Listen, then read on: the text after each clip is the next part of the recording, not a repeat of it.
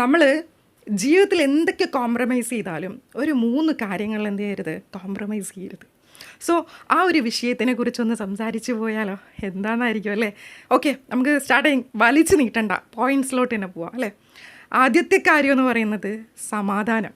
എല്ലാവരും ആഗ്രഹിക്കുന്ന ഒരു കാര്യമാണ് സമാധാനം എന്ന് പറയുന്നത് അല്ലേ. സമാധാനത്തിന് ഉണ്ടെങ്കിൽ മാത്രമേ അയാൾക്ക് എന്തായിട്ടിരിക്കാൻ പറ്റുള്ളൂ, സന്തോഷത്തോടു കൂടി ഇരിക്കാൻ പറ്റുള്ളൂ. എല്ലാവരും സന്തോഷത്തോടു കൂടി ജീവിക്കണമെന്ന് ആഗ്രഹിക്കുന്നവരല്ലേ അല്ലേ. ഓക്കെ, അപ്പം നമുക്ക് ഏറ്റവും വലിയ ഫാക്ടർ എന്ന് പറയുന്നത് സമാധാനം തന്നെയാണ്.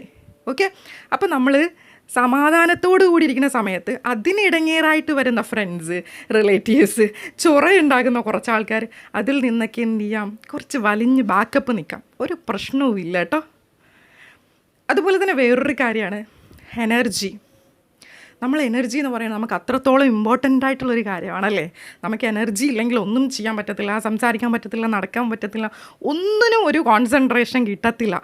സോ നമുക്ക് നമ്മുടെ സമാധാനം പോലെ അടുത്തൊരു ഏറ്റവും ഇമ്പോർട്ടൻ്റ് ആയിട്ടുള്ളൊരു കാര്യമാണ് എന്ത്, എനർജി എന്ന് പറയുന്നത്. സോ ഇത് നമ്മൾ മറ്റൊരാൾക്കും വേണ്ടിയിട്ട് എന്ത് ചെയ്യാൻ പാടില്ല, വിട്ടുകൊടുക്കാൻ പാടില്ല. ചില ആൾക്കാരോട് സംസാരിച്ച് കഴിഞ്ഞാൽ നമ്മുടെ എനർജി ഡ്രെയിൻ ഔട്ട് ആവുകയാണെന്ന് മനസ്സിലായി കഴിഞ്ഞാൽ അവിടെ നിന്ന് സ്കിപ്പ് അടിക്കുക. സോ നമ്മുടെ ലൈഫിൽ ഏറ്റവും ഇമ്പോർട്ടൻ്റ് ആയിട്ടുള്ള, ഒരിക്കലും വിട്ടു കൊടുക്കാൻ പറ്റാത്ത രണ്ടാമത്തെ കാര്യം എന്ന് പറയുന്നത് എനർജി തന്നെയാണ്. മൂന്നാമത്തെ കാര്യം എന്താണെന്നറിയോ, അതെ, നമുക്ക് ഒരു ഡ്രീം ഉണ്ടാവുമല്ലേ, നമുക്കൊരു സ്വപ്നമുണ്ട്. നമ്മുടെ സ്വപ്നം എന്താണെന്ന് നമുക്ക് മാത്രമേ അറിയുള്ളൂ. സോ ആ ഒരു സ്വപ്നത്തിന് വിലങ്ങ് തടിയായിട്ട് ആര് വന്നാലും അത് നമുക്ക് നമ്മുടെ ശരീരത്തിന് ബാധകമാണെങ്കിൽ, നമ്മളെ ഡ്രീമിനെ അത് ബാധിക്കുന്നുണ്ടെങ്കിൽ ഒന്ന് ജസ്റ്റ് ഒന്ന് മാറ്റി നിർത്തുന്നതുകൊണ്ട് ഒരു പ്രശ്നവുമില്ല. കാരണം നമ്മുടെ സ്വപ്നം എന്താണെന്ന് നമുക്കേ അറിയുള്ളൂ. സോ നമ്മുടെ ഡ്രീമിലോട്ട് എത്തേണ്ടതും നമ്മളെ ലക്ഷ്യസ്ഥാനത്ത് എത്തേണ്ടതും നമ്മളെ മാത്രം ഒരു കാര്യമാണ്, മറ്റൊരാളുടെ അല്ല. സോ നമ്മുടെ കൂടെ നിൽക്കുന്ന യഥാർത്ഥ സുഹൃത്തെന്ന് പറയുന്നത് നമ്മുടെ ഡ്രീമിൻ്റെയും കൂടെ സഞ്ചരിക്കുന്നവരായിരിക്കണം. അതെ, നമ്മുടെ ലക്ഷ്യത്തിൻ്റെ കൂടെ സപ്പോർട്ടീവായിട്ട് നിൽക്കുന്നവരില്ലേ. സോ അത്തരത്തിലുള്ളവരെ നമ്മുടെ കൂടെ ചേർത്ത് നിർത്തുമ്പോൾ ആദ്യം പറഞ്ഞ 2 കാര്യങ്ങളും കൂടെ വരും. സമാധാനവും ഉണ്ടാവും, നമ്മളിൽ ആ എനർജിയും ഉണ്ടാവും. മൂന്നാമത് പറഞ്ഞ ആ ഡ്രീമും എന്ത് ചെയ്യാൻ പറ്റും, അച്ചീവ് ചെയ്യാൻ പറ്റും.